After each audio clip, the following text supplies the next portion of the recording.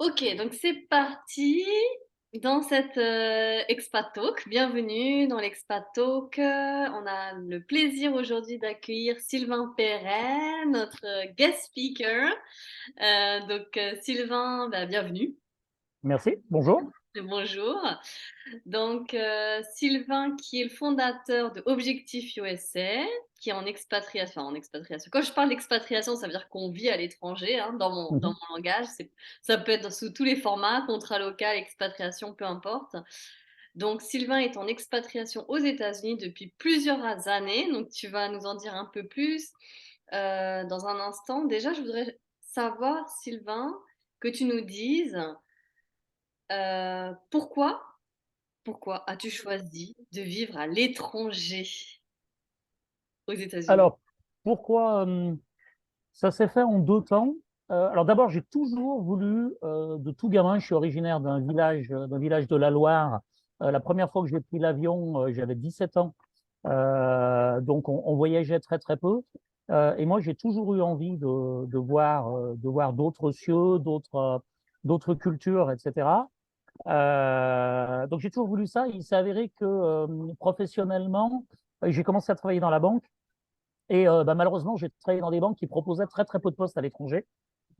Euh, et ça a pris beaucoup de temps jusqu'au jour où en 2007, moi j'avais fait savoir chaque année chaque année j'allais voir mon DRH et chaque année je lui disais au fait je vous rappelle que j'aimerais un jour aller à l'étranger.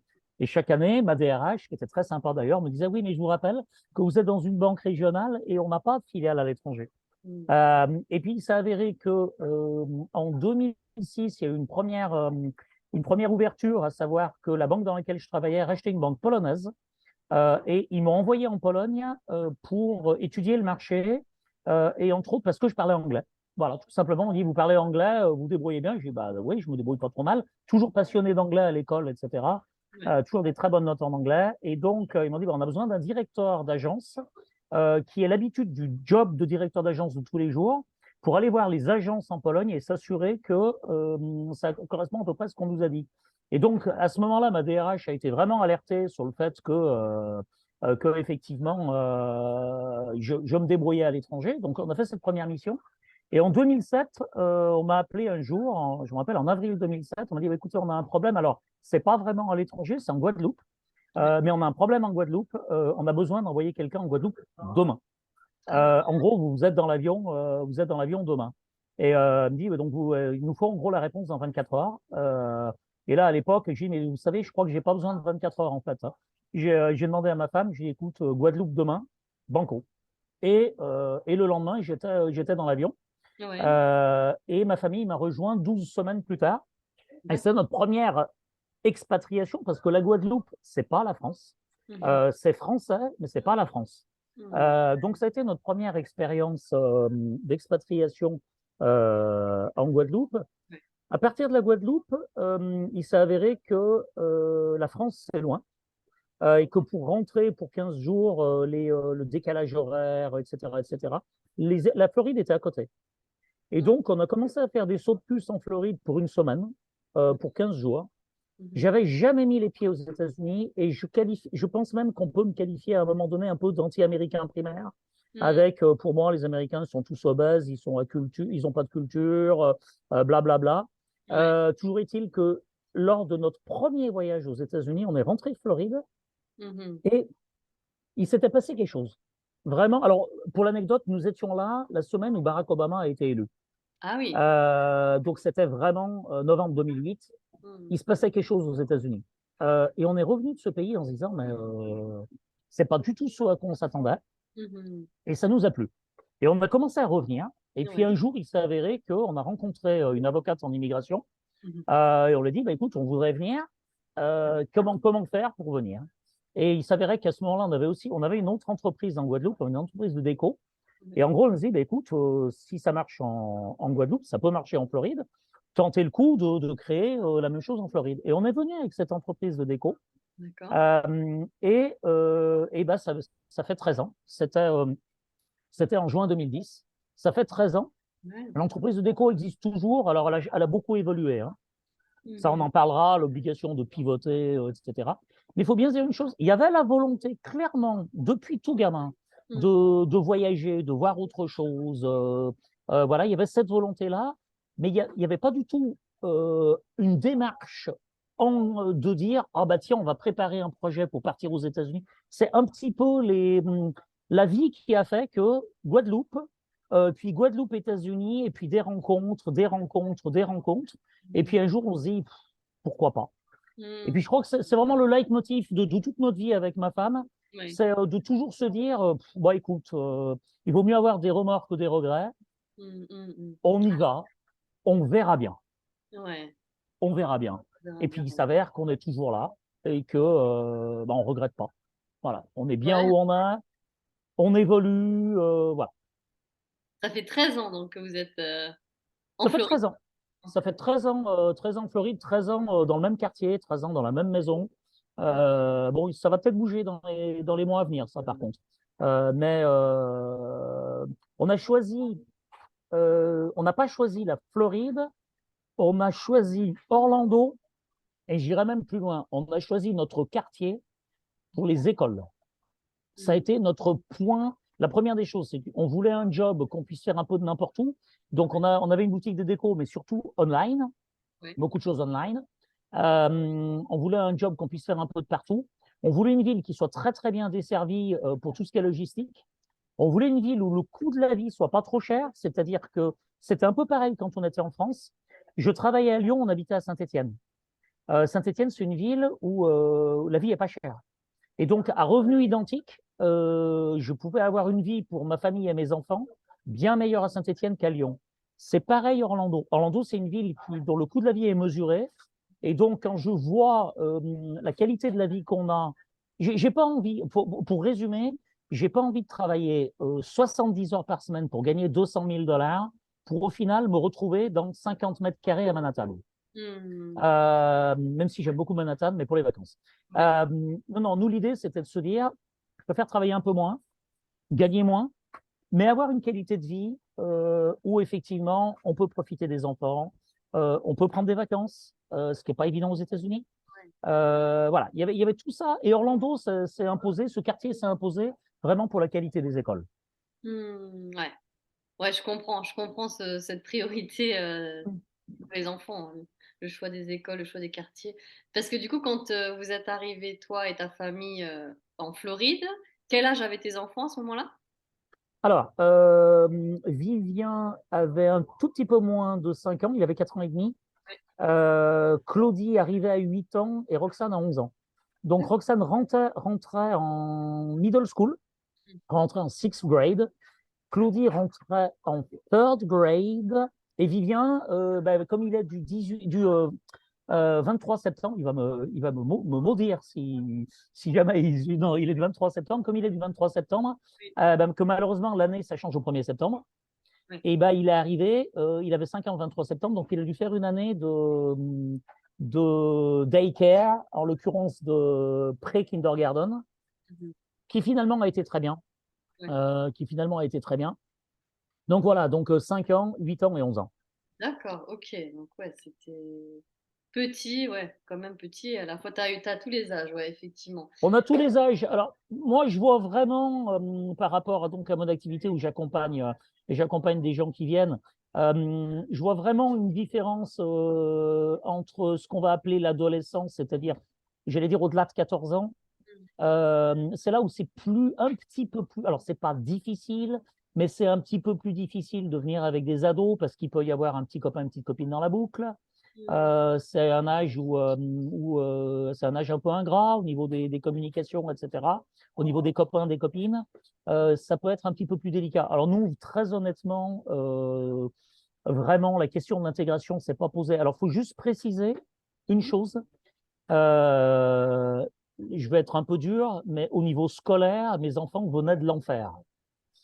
L'enfer étant l'école en Guadeloupe. Ça a été 3 ans d'enfer. Je ne rentrerai pas dans le détail, mais ça a été 3 ans d'enfer. Ça s'est très mal passé en Guadeloupe pour nos enfants. Parce que la Guadeloupe, c'est l'école d'il y a 50 ans en France. Ah oui. Voilà, avec les châtiments corporels, avec la totale. Donc ça s'est très, très, très, très mal passé pour nos enfants en Guadeloupe. Arriver ici, pour nos enfants, ça a été le paradis. Et oui, Voilà. j'imagine. Pour eux, c'était, mais enfin, mais c'est pas possible. Et tout le monde est gentil. Mais ça a été, ils sont passés par des phénomènes très, très spécifiques. On a un parcours un peu spécifique quand même. Ouais, ouais, ouais, j'imagine. Du coup, ça a été vraiment un grand écart entre, Oui. l'expérience, d'avant et puis, celle Mm. d'ici. Et du coup, bah, c'est bien parce que du coup, tu as vraiment une double expérience finalement Mm. d'expatriation, Guadeloupe et États-Unis. De manière générale, tu dirais quels ont été les plus gros challenges pour toi, pour ta famille, lors de ces expatriations? Alors, je peux comparer les deux. Je dirais très clairement. Alors, je vais essayer d'être très mesuré sur la Guadeloupe parce qu'on va être transparent, c'est une mauvaise expérience pour nous. Alors, il Mmh. faut relativiser une chose, Ouais. c'est que c'était en 2009. 2009, 44 jours de grève et une grève que je qualifierais de raciste. Mmh. Donc, ça a été très, très, très dur. C'était une grève. La Guadeloupe, c'est en nous. La Guadeloupe, c'est pas taillot, c'est en créole, ça. Ça veut dire la Guadeloupe est à nous, la Guadeloupe est pas à vous. La Guadeloupe est pas à vous, c'est les métros. Moi, j'étais une partie du problème puisque j'étais directeur d'une banque, Mmh. métro, avec 100% de mon personnel antillais. Mmh. Donc, au niveau professionnel, ça a été très dur, même si j'ai eu très, très bon rapport avec mes équipes. Mais ça a été très, très dur au niveau professionnel par rapport à ces phénomènes syndicaux. Les syndicats, alors, l'école de Guadeloupe, c'est l'école de la France il y a 50 ans. Les syndicats de Guadeloupe, c'est les syndicats c'est la CGT d'il y a 50 ans. Hein. Mmh. Donc, ça a été vraiment très, très compliqué d'avoir des discussions posées avec certaines personnes. Hein. On parle de menaces physiques, on parle de choses comme ça. Donc, ça a été dur. Et la Guadeloupe, c'est vraiment c'est le pays paradis sur terre, c'est magnifique. Vous avez des gens extraordinaires en Guadeloupe, mais c'est tellement mal géré par la France, la communication est tellement mauvaise entre la France et la Guadeloupe que très clairement, c'est vraiment dommage. C'est tout le temps à feu et à sang parce que c'est géré en dépit du bon sens. Mmh. Donc voilà, donc la Guadeloupe, ça a été très compliqué. On a eu un accueil très compliqué de par ma situation, en fait. On a eu un accueil très compliqué de par ma situation, de par mon rôle. Aux États-Unis, ça a été l'effet inverse. C'est-à-dire que moi, je me rappelle par exemple, nous étions en train de faire des travaux dans une boutique qu'on était en train d'ouvrir dans Downtown Orlando. Et je me rappelle de gens pousser la porte, me dire qu'est-ce que vous allez faire? Alors on l'explique, voilà, c'est un magasin d'éco-française. Ah, vous venez de France? Oui. Et je me rappelle de gens, c'est bien, c'est des gens comme vous qu'il nous faut, il nous faut des gens qui viennent de l'étranger pour créer de l'emploi, c'est super, vous êtes courageux, bravo, entrepreneurs, etc. À un moment donné, je me rappelle même, par exemple, pour donner un ordre d'idée, d'aller faire des papiers au County à Orlando, donc au County, les papiers administratifs, et je revois la dame qui nous a à attendre, et puis quand arrive notre tour, elle dit, écoutez, mais on est vraiment, vraiment désolé, vous avez attendu 30 minutes, on est vraiment désolé, on sait qu'en tant qu'entrepreneur, vous avez autre chose à faire qu'à attendre 30 minutes dans un bureau. À un moment donné, je me disais, mais la caméra, elle est où, quoi? C'est la caméra cachée, quoi. Parce que je me rappelle de l'URSSAF en France, Oui. où tu te pointes à 4 heures du matin pour espérer passer la porte avant 11 heures. Véridique, hein, véridique. 4 heures du mat pour passer la porte avant 11 heures. Ouais. Et là, on avait attendu une demi-heure et la personne me dit, oh, vraiment désolé, en tant qu'entrepreneur, vous avez autre chose à faire qu'à attendre dans une administration. Hein. Ah oui, ça change. Euh, wow. Voilà, quand tu arrives, tu te dis, mais c'est pas possible. Aussi, ouais. Donc non, alors très clairement, non, l'expatriation aux États-Unis, ça a été que du plaisir. Hein. J'étais Alors que c'est dur, hein, c'est dur, c'est dur. Faut travailler, mmh. la concurrence est rude, faut rien prendre pour acquis. Faut surtout pas se dire qu'en tant que Français, on a la connaissance infuse et qu'on est mieux que quoi que ce soit, etc. En gros, à un moment donné, il faut accepter pour beaucoup de choses de repartir de zéro, de Mmh. tout remettre en cause. Oui. Souvent, on se dit, bah ça, le pire ennemi, c'est de se dire, en France, on fait comme ça. Oui, mais d'accord, mais t'es pas en France. Ouais, ouais, ouais. Voilà. En France, on fait comme ça, ok, mais t'es plus en France. Mmh. Et se dire, ah oui, non, mais c'est mieux. Non, mais c'est pas mieux, c'est différent, point barre. Mmh. Voilà. Il n'y a rien de mieux ou de moins bien, c'est différent. Ouais, ouais, ouais, tout à fait, ouais. C'est et du coup, ouais, donc il y a comment, tu as fait finalement pour surmonter ça, ces challenges, au quotidien, tu dis que c'est quand même c'est dur, c'est pas facile, il faut travailler dur. Voilà, comment toi tu as fait pour réussir? Pour Bah, rester aussi longtemps? Je crois que très concrètement, je ne me pose pas de questions. Voilà, la première des choses, c'est que je ne me pose pas beaucoup de questions. Ouais, C'est-à-dire que bah, il faut sortir de sa zone de confort et puis il faut y aller, il faut rencontrer les gens, il faut discuter, il faut ouais, échanger, il faut écouter, il faut apprendre, il faut lire. Je suis un très très grand lecteur, hein, je lis énormément, donc j'ai lu un nombre de bouquins sur tout. Dès que j'ai une question, je vais lire un bouquin dessus. ouais. Et puis voilà, donc non, c'est en permanence, voilà, on s'est remis en cause en permanence. Bon, bah, ça marche pas. Pourquoi ça marche pas? Qu'est-ce qu'on peut faire différemment? Comment les Américains le font différemment? Pourquoi? Qu'est-ce qui fait que, qu'est-ce qui fait que eux, ça marche? Et j'observe énormément les gens qui réussissent. Là, pour donner un exemple, en 3 jours, là, je suis avec des clients qui sont ici pour acheter une affaire de ce qu'on appelle lawn care. Lawn care, c'est-à-dire entretien de tonte, de pelouse, paysagiste. Voilà, paysagiste. J'ai visité 3 entreprises de paysagistes en 2 jours avec ces clients-là. Et là, j'ai vu très clairement 3 business models de 3 personnes qui voient les choses complètement différemment. Et très clairement, on a vu quelqu'un, un entrepreneur qui est beaucoup plus clever que la moyenne, qui a vraiment réussi à passer du petit business de lawn care à une entreprise établie avec des systèmes, avec une marque, avec et très clairement, son business est une valeur. Alors, observez les gens qui réussissent. Hmm. Là, aujourd'hui, j'ai pris plein de notes, j'ai appris plein de choses sur le lawn care qui me servira pour le prochain client qui veut racheter un business de lawn care. Ouais. Parce que voilà, c'est en permanence observer ce qui marche. Et le pire, ce serait de se dire, tiens, ça marche en France, je vais l'importer aux États-Unis, ça va marcher. Hmm. Alors, on va donner un exemple Ouais. dans le sens inverse. McDo, leur deuxième marché au monde, c'est la France. Mais il Mhm. n'y a rien de commun entre un McDo français et un McDo américain. Hmm. Quand ils sont arrivés en France, McDo, ils ont tout remis à plat. Alors, ça s'appelle McDo, mais en France, ils ont communiqué avant tout sur la famille. Et en fait, ils ont renversé le système des restaurants en France où c'était difficile d'y aller avec les enfants, etc. Ils sont arrivés, ils ont communiqué sur la famille et les gens sont allés chez McDo, pas forcément parce que les burgers sont bons, ils ne le sont pas, mais parce que tu y vas, tes gamins vont jouer et voilà. Quand tu vas dans un pays, tu regardes. Il y a un adage qui dit à Rome, fais comme les Romains. Bon, ben voilà. À Rome, fais comme les Romains. Aux États-Unis, fais comme les Américains. Ah, c'est ça.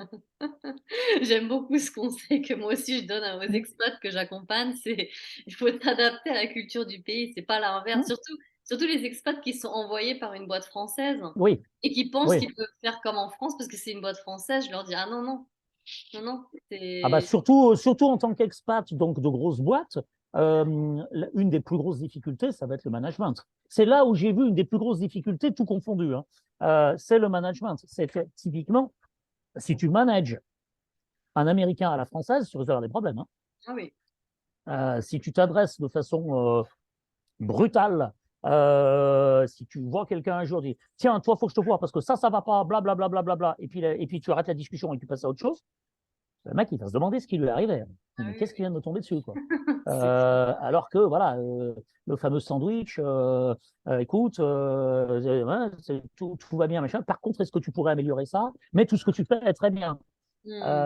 Voilà, la communication. Et alors là, tu ne peux pas imaginer à quel point j'ai dû travailler sur moi au niveau communication, parce que moi, je suis quelqu'un d'assez direct. Mmh. Et alors, quand je communique avec les Américains, mais j'ai dû faire un travail sur moi phénoménal dans ma communication, justement, de ne pas être abrupt, d'enrober les choses, chaque email, je le relis, vraiment, parce que des fois, j'ai des choses pas agréables à annoncer, Mmh. j'ai des choses à négocier difficiles, je suis toujours dans des négociations compliquées. Si tu arrives en négociation avec la partie adverse, avec je veux prouver mon point, je veux gagner Mmh. la négociation. Non, il n'y a pas de gagnant ici. Ici, il y a 2 gagnants, justement. Il y a Ouais. gagnant-gagnant, justement, le fameux win-win. Mmh. Gagnant-gagnant. C'est-à-dire que s'il y en a un des deux qui sort de la négociation, qui pense s'être fait avoir, là, tu pars sur des problèmes. C'est pour des négociations de contrat, pour des discussions avec des salariés, pour tout. Mmh. Ouais. Et du coup, non, c'est super intéressant parce que du coup, là, on aborde aussi les différences culturelles franco-américaines. Mais du coup, tu dirais que qu'est-ce que cette expérience d'expatriation, puis surtout celle des États-Unis, t'a apporté? Je sais que tu as créé aussi ton business ici, Objectif USA. Hmm. Ça a dû t'apporter plein de choses. Qu'est-ce que tu veux nous partager sur ce que ça t'a apporté, toi? Qu'est-ce Ouais. que ça m'a apporté? Bah, ça m'a changé. Mhm. Clairement, ça m'a changé. Je pense que je suis plus le même. Je suis plus le même. Et d'ailleurs, parfois, j'ai du mal, justement, quand je rentre en France. Il me faut un temps d'adaptation, entre autres à la communication. Mhm. Ou des fois, je trouve les gens, waouh, attends, tu me parles, mais pourquoi tu me parles comme ça, quoi? T'as pas à me parler comme ça. Donc ça m'a beaucoup changé de ma façon d'aborder les gens. Donc j'étais pas entrepreneur avant, mais j'étais dans un système bancaire qui était très particulier, qui est le Crédit Mutuel, où tu es très, très, très, très indépendant. Donc, j'étais quand même très responsabilisé de mon unité de profit. Et alors, quand j'étais en Guadeloupe, j'étais encore plus responsabilisé de mon unité de profit parce que j'étais le seul représentant du groupe Crédit Mutuel, du siège du Crédit Mutuel à Strasbourg. J'étais le seul en Guadeloupe. Donc, j'ai créé le réseau. Donc là, j'étais vraiment tout seul, hein, mais, trop d'ailleurs, par moments vraiment trop tout seul. Mais donc là-dessus, après, ce que ça m'a apporté, bah, c'est qu'effectivement, on a créé Objectif PSA. Je travaille dans quelque chose que j'aime. Voilà, moi, très clairement, j'aime ce que je fais. J'ai cette chance-là. C'est pas toujours facile, c'est beaucoup de stress, mais j'aime ce que je fais. On travaille en couple. Donc, on arrive. Ça, c'était un sacré challenge parce qu'on ne travaillait pas ensemble avant. Mhm. Ah oui, Donc ça a été un sacré challenge. J'ai j'imagine. voilà, j'ai une chance inouïe, c'est que en général avec ma femme, je commence une phrase, elle la finit ou vice versa. Donc d'ailleurs nos enfants sont malheureux parce qu'ils n'arrivent jamais à nous mettre en porte-à-faux l'un par rapport à l'autre. Ils savent que s'ils posent la question à maman, ils auront la même réponse vers papa. Donc c'est pas la peine. Donc on a cette chance-là de véritablement être tout le temps sur la même longueur d'onde. On arrive très bien à travailler ensemble. On s'est réparti les tâches. Elle s'occupe du marché de résidentiel, vente de maisons, investissement locatif. Je m'occupe de la vente d'entreprise, de l'accompagnement d'entreprise, des visas E2, des business plans, etc.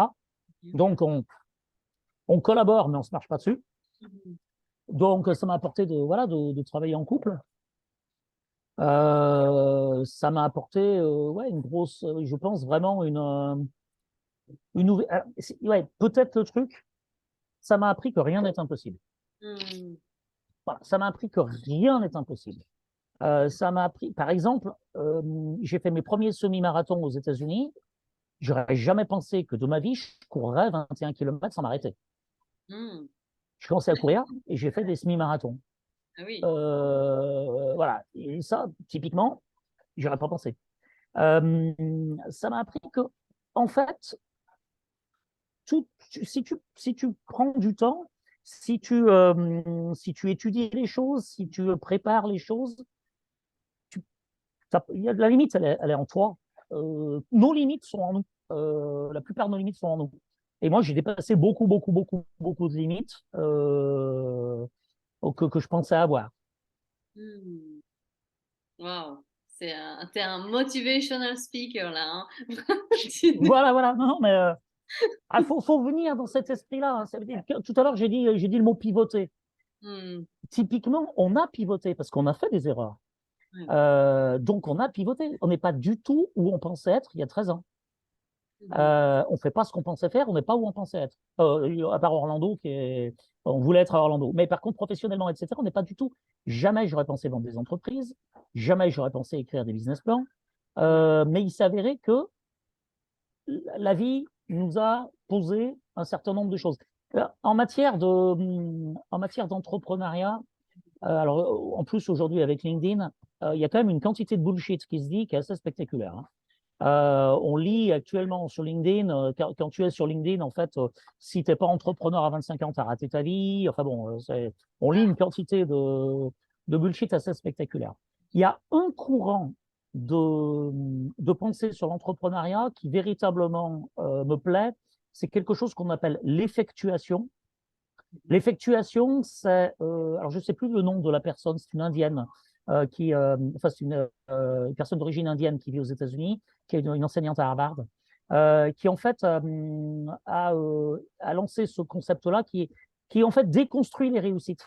C'est-à-dire qu'on va prendre des gens qui réussissent, on leur demande comment ils sont arrivés à réussir, et on analyse leur réussite et on se rend compte que pour beaucoup, quand on enlève tout le côté de l'entrepreneur qui se présente en super-héros, en fait, on se rend compte qu'il y en a quand même un certain nombre qui ont eu de la chance, qui surtout ont compté sur leur network. Voilà. Typiquement, mon network a fait ma réussite. Pourquoi? Parce que notre première activité aujourd'hui, c'est l'écriture de business plan. Le premier business plan, c'est mon avocate en immigration qui me l'a fait faire. C'était le nôtre. Quand on a fait notre premier business plan, on lui a rendu, elle nous dit, mais non seulement ton business plan me plaît, mais est-ce que dorénavant, tu peux les faire pour nos clients? Et j'aurais pu dire, non, non, non, non, non, moi j'ai une boutique de déco. Je dis, bah oui, pas de problème, je te fais un business plan. Et puis, bah, la première année, on en a fait 10. Et puis, c'est devenu Objectif USA. Donc ça, c'est le network. Le dossier d'effectuation, c'est capitaliser sur ce que tu sais faire. On sait tous faire quelque chose. On est tous passionnés par quelque chose. Donc, si en plus on capitalise sur ce qu'on sait faire, donc voilà, typiquement, si je dois inciter les gens aujourd'hui à se pencher sur quelque chose, il y a des vidéos sur YouTube qui sont très très bien sur l'effectuation. Il y a un gars, son nom s'appelle Philippe Silzorban, je crois qu'il s'appelle en France, qui est un peu le gars qui est une sommité d'ailleurs, qui est un gars très très intelligent, qui enseigne à EM Lyon. Donc je vous incite à vous pencher sur l'effectuation. Et puis, toujours dans l'entrepreneuriat, je suis désolé, je parle beaucoup, hein. Toujours dans l'entrepreneuriat, il y a un livre qui pour moi est un livre fondateur. J'ai lu beaucoup de livres de business, mais souvent malheureusement tu peux les résumer à une page, hein, beaucoup de ces bouquins. Il y a un livre par contre que véritablement qui est fondateur pour moi, qui est le livre de Adam Grant, qui s'appelle Give and Take, qui en français s'appelle Donnant Donnant, et qui classe les personnes en trois catégories: les donneurs, les receveurs, les échangeurs. Et en fait, sa conclusion, c'est de dire qu'en fait, les donneurs, qui sont des gens qui donnent sans attendre de retour, sont globalement ceux qui réussissent le plus. Ceux qui sont juste du côté receveur, généralement, ça va pas loin parce qu'au bout d'un moment, ils énervent les gens autour, qui disent ouais, bon, il reçoit, il donne jamais rien. Ceux qui sont juste sur le mode échange, je fais ça si tu fais ça, je fais ça si tu fais ça, c'est pas obligatoirement top non plus. Par contre, ceux qui sont tout le temps du côté donneur, en fait, globalement, le jour où ils reçoivent, souvent ils reçoivent x10, c'est-à-dire que tu donnes, tu donnes, tu donnes, tu donnes, tu aides, tu rends service, tu réponds aux questions, etc. Et puis un jour, tu as quelqu'un qui te contacte, et au fait, il y a 10 ans, on avait parlé, aujourd'hui, je voudrais faire ça, mais je voudrais le faire avec toi. Et typiquement, Objectif USA, c'est ça. Ça fait 13 ans qu'on discute avec des gens, qu'ils nous parlent de leur projet. Ah, tiens, je voudrais venir aux États-Unis, je penserais faire ça. Oui, pourquoi pas? Vous pensez le faire quand? Moi, j'en sais rien, dans 2 ou 3 ans. J'ai dit, écoutez, moi, voilà ce que je pense, blablabla.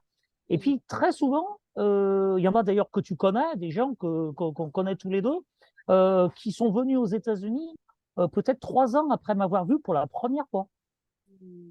Voilà, par exemple, des loueurs de jet ski de Melbourne, que tu connais bien. Par exemple, eux, je pense que entre la première fois où on s'est vu et le jour où ils sont venus, il s'est passé plus de 2 ans. Parce que, encore une fois, on avait donné du conseil, etc., etc. Puis petit à petit, ils ont fait leur chemin. Et le jour où, ça y est, ça se confirme, ça a été avec nous.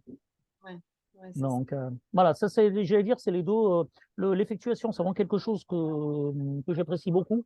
Et le livre donnant. Dans les choses, là, je suis en train de finir mon MBA aussi à UCF. J'ai voulu me remettre aux études, 50 ans MBA. Voilà. Et alors là, je suis en train de passer mon dernier cours de MBA, qu'on appelle le cours Capstone, donc qui est le cours, la 13e matière, qui couvre les 12 premières. Donc, sur cette 13e matière, en fait, on travaille sur un dossier qui est un dossier véritablement qui va toucher les RH, le droit, les statistiques, qui va tout toucher. Donc, on travaille sur un dossier vraiment polymorphe, on va dire. Et j'allais dire, ce cours-là et ce prof-là, à lui seul, vaut tout mon MBA. J'ai un prof qui est juste fantastique. Ce gars-là est génial, littéralement génial. Le cours est passionnant. Je vais tous les jeudis soirs en cours avec le sourire. Il y a eu des cours très difficiles. Il y a eu des cours très, très, très difficiles. Les cours de stats, j'ai ramé. Il faut quand même pas oublier que moi, les maths, ça remonte à 30 ans. Mmh. Donc, se remettre dans les stats 30 ans après, C'est c'est évident plus ça. compliqué. Voilà, c'est pas évident. Et ben, par contre, voilà, ce MBA, là aussi, j'ai noué des relations. J'allais dire, ça a fini de rajouter ma couche supplémentaire. Et je crois que c'est même si je suis devenu américain depuis peu, je pense que c'est le MBA qui m'a transformé en vrai américain. Mmh. Là, je comprends maintenant beaucoup plus la société américaine depuis que j'échange 2 fois par semaine en cours avec d'autres élèves qui sont tous un peu comme moi parce que c'est un executive MBA, donc on est tous des professionnels. Donc ça, c'est un super plus aussi. Waouh. Bah, dis donc chapeau pour tous les challenges que tu t'es donnés, que tu as relevés en passant par le semi-marathon, le MBA, ton entreprise. Et du coup, la dernière question, ce serait, Sylvain, qu'est-ce que tu conseillerais, et puis tu as commencé à le faire déjà avec tes super références sur l'effectuation et le bouquin Give and Take, mais qu'est-ce que tu conseillerais aux personnes qui envisagent l'expat ou qui sont déjà en expat, mais qui viennent d'arriver peut-être il y a peu de temps? Qu'est-ce que tu leur conseillerais? Alors, ceux qui envisagent l'expat, c'est surtout pas de partir sur de. Alors, typiquement, quel que soit le pays, Mmh. d'y aller quand même un certain nombre de fois, mais avec l'œil de celui qui veut aller y vivre, et pas d'y aller seulement en vacances. Orlando, c'est pas que les parcs d'attractions. Orlando, c'est des gens qui vivent, qui vont au boulot, c'est des quartiers pauvres. Voilà, c'est une ville avec. Donc, c'est pas. La vie aux États-Unis, c'est pas Disney. Je suis pas allé chez Disney depuis 10 ans, moi. Donc, la vie aux États-Unis, peut-être parce que je suis pas un fan, hein, mais voilà. Mais voilà, typiquement, aller dans le pays un certain nombre de fois. Mmh. Le couple, le couple. Ne pas y aller pour. Si vous y allez pour ressouder le couple, globalement, seul truc pour se planter. Donc le couple alors l'épouse Daphné, donc ma femme a passé un post il y a quelques jours sur ce sujet en disant attention, toujours penser à l'accompagnant parce Oui. qu'il y a toujours un leader dans un projet. Il y en a toujours un des deux alors je vais être honnête, pour ma femme et moi, je sais toujours pas lequel des deux voulait venir en fait. Mais bon, je crois que voilà, nous on n'a toujours pas décidé lequel des deux voulait le plus venir. Mais il y a quand même toujours, alors typiquement si c'est une expatriation dans une grosse entreprise, il y en a un qui arrive avec un super job passionnant, le deuxième peut laisser un super job passionnant pour suivre son conjoint. Et oui, Ça, c'est à gérer. Hein. ouais. Ça, c'est à gérer. Hein, parce que ça peut mener à des situations compliquées. Hein. Mmh. Donc, c'est voilà, le couple. Après, si vous êtes déjà expatrié, si c'est aux États-Unis, il faut aller où les Américains sont. C'est-à-dire, il faut aller typiquement essayer de s'inscrire dans une association locale, quelle qu'elle soit, essayer de pratiquer un sport, Mmh. aller faire du yoga, aller faire ce qu'on veut, mais essayer de s'inscrire à un endroit où il y aura des échanges. Les Américains aiment bien discuter, hein, donc où il y aura des échanges, voilà. Pour les gens qui ont une religion, ça peut être pas mal. Aussi, la religion, ça fait une langue commune, entre guillemets. Les gens qui jouent de la musique, allez jouer de la musique avec d'autres. Essayer de, voilà.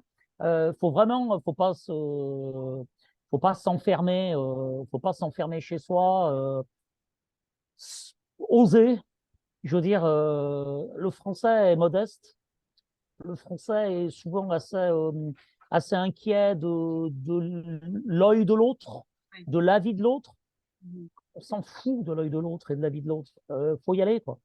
Allez, par exemple, typiquement, faut pas attendre d'avoir le job qui nous plaît pour faire la première application. Faut faire 15 applications pour des jobs qui nous plaisent pas, de façon à faire 15 entretiens, de façon à ce que le jour où il y a le job qui vous plaît, vous soyez prêt.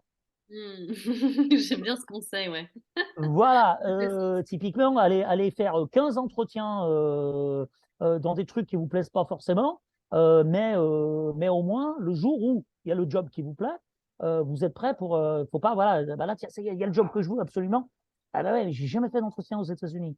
Ils sont quand même pas mal différents, les entretiens d'embauche aux États-Unis par rapport à la France. Ouais, ouais, ouais, c'est clair. Vaut mieux s'entraîner avant, ouais. Pratiquer, pratiquer, pratiquer, ouais, tout à fait. Bah, c'est super Voilà. conseil, ouais. Bah, écoute, nous, juste pour dire sur Objectif USA, notre baromètre, c'est pas nos clients qui obtiennent un visa E2, Ce qu'on appelle, nous, un dossier réussi, c'est une famille qui est encore là 3 ans après qu'on l'ait accompagnée dans la création ou la reprise de business et qui vit encore de cette activité.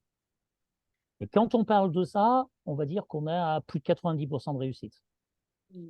Les échecs que j'ai vus, j'allais dire, j'aurais dû les identifier au départ parce que le germe de l'échec était là dès le départ. Mmh.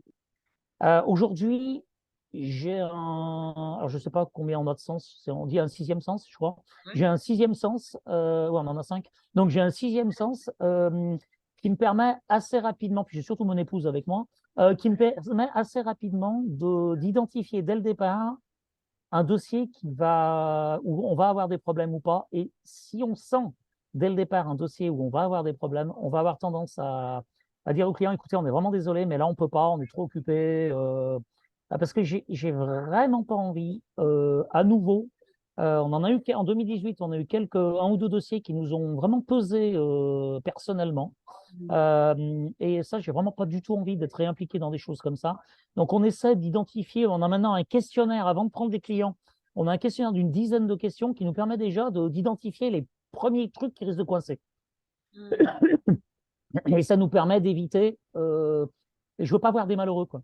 Je veux pas voir des gens, typiquement, je caricature, hein, Ouais. mais quelqu'un qui arrive ici avec 3 enfants, avec en tout et pour tout 80 000 $, dont l'anglais est limité, et qui va changer de métier. Et typiquement, on va me dire très souvent qu'il veut ouvrir une boulangerie ou ouvrir un restaurant alors qu'ils n'ont jamais été boulanger, jamais restaurateur de leur vie. Très clairement, ça, j'envoie à quelqu'un d'autre.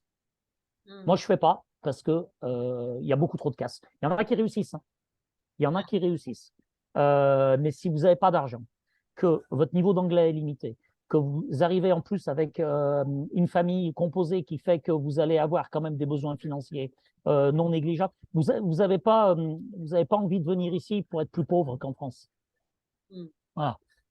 Il n'y a pas d'aide ici, il n'y a rien, tu as droit à rien. Donc, si tu t'en sors pas professionnellement, ça ne dure pas. Donc voilà, c'est un petit peu les messages que je veux faire passer. Pour venir ici, il faut quand même avoir un projet réfléchi, il faut avoir quand même une surface financière. Il ne faut pas venir pour de mauvaises raisons, c'est pas le paradis. Mmh. Ça me plaît, mais c'est pas le paradis.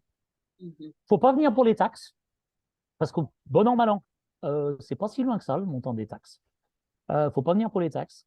Maintenant, globalement, quand on se bouge ici et qu'on réussit, globalement, on peut réussir mieux qu'en Europe. Ça, j'en suis persuadé. Mmh. Ouais, merci pour ces précisions, Sylvain, de rappeler que, bah, faut pas venir la bouche en cœur et puis que voilà, faut avoir un dossier solide, être prêt et puis avoir le bon mindset aussi comme tu l'as décrit, d'être curieux, avoir envie d'apprendre, d'être humble, de s'intégrer avec les Américains en faisant diverses activités, hem Mm. et puis d'avoir un couple solide. Ouais, merci beaucoup pour Mm. tous ces précieux conseils. Sylvain, est-ce que tu auras un mot de la fin pour, clôturer notre, expat talk? Moi, ce que je dis souvent, c'est que c'est pas forcément facile, mais c'est faisable. Et je pense que c'est pareil dans le monde entier. C'est-à-dire que s'expatrier, il y a plein de gens qui vont se trouver les excuses pour dire c'est pas le bon moment. Il y a pas de bon moment. Mmh. Il n'y a pas de bon moment.